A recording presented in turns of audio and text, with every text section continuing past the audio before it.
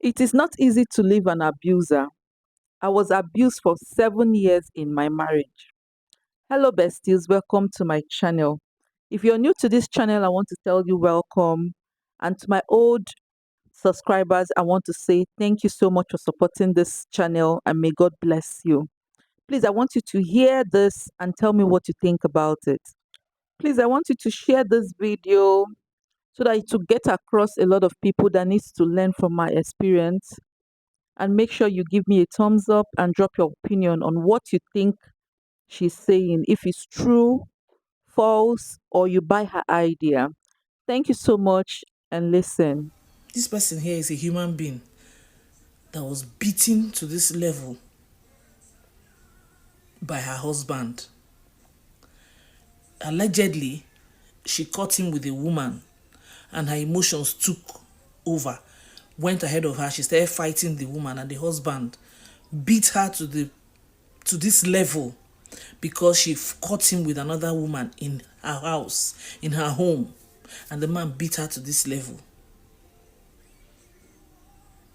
So people will say, why can't she run away? Why can't she go? Why can't she not? Why can't she go? This and that. You know, sometimes it's not as easy as walking away.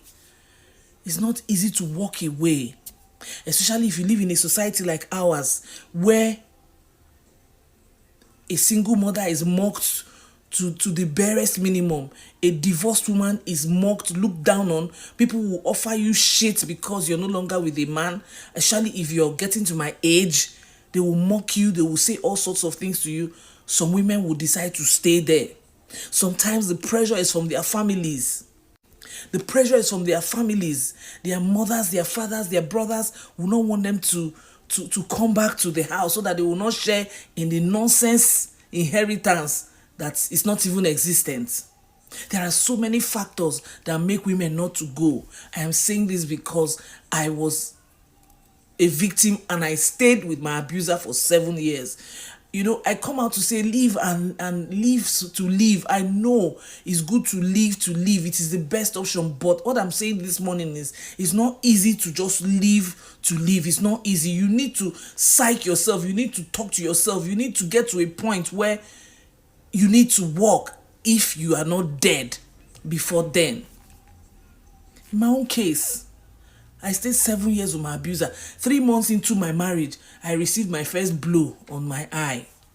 But I started thinking, I got married late, so to speak. I got married in my early 30s, you know, and then I will be thinking about what people will say, how people will view me, what my parents will say, what people that came for the wedding will say. Some people will say it's my fault. I thought about so many things. In fact, one time I ran to one lady in my church and told her what I was facing. She said it's my fault, that I should change my ways. When you hear things like this, you will just go back and say, if I die, I die. But there's a limit to what any human being can take. Why am I saying this? It's very easy for us to say, get up and walk away. Get up and walk away, even if it is you that is the breadwinner of the home. Because of the society, you won't want to leave until it gets to a point where you advise yourself. People will come here and say, which society?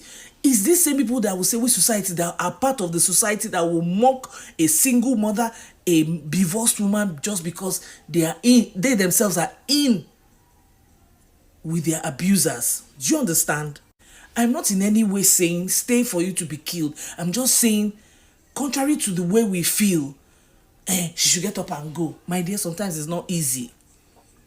Sometimes it's not easy to get up and go. I stayed for 7 years. I'm saying it again. I blame these women, I've blamed them, but sometimes I'll come to myself and ask myself, you, when they talk, you stayed. Why did you stay? I'm trying to understand where these people are coming from, but nothing is better than leaving. But try and love yourself enough to walk away. See, most times you cannot leave if your husband or your whatever spouse hits you once. You always hope that things will get better. But you know what we fail to understand is once it starts with a slap, it gets to a punch, it gets to blows, then kicks, it never stops.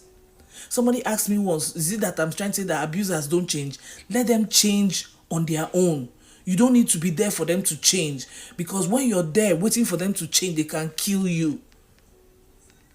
I'm just trying to understand why people don't want to leave abusive marriages, abusive relationships. Sometimes the women are the ones taking care of themselves, the home, the children, even the man. Yet they can't stay. Yet they can't leave. Trauma bonding. Trauma. They are bonded to their trauma. They are in love with the pain. You understand? They are in love with the pain. So they cannot go because they don't know how they are going to cope without the pain. It's a mental issue. I wish Nigerians have therapists enough to go around where people can talk to you and then give you back your confidence, because before they start doing this to you, they have messed up your confidence.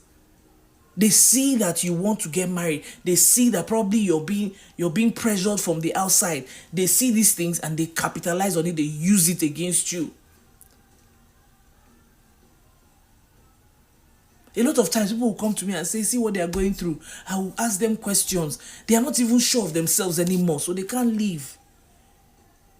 My sister, my brother, if you're going through domestic violence, to this point, please, before it gets to this point, look for how, psych yourself that you didn't come to this world with a man or a woman, and you won't die with it. Even if both of you die together on the same day, you're not going to face the Almighty God at the same time. Everybody for your own.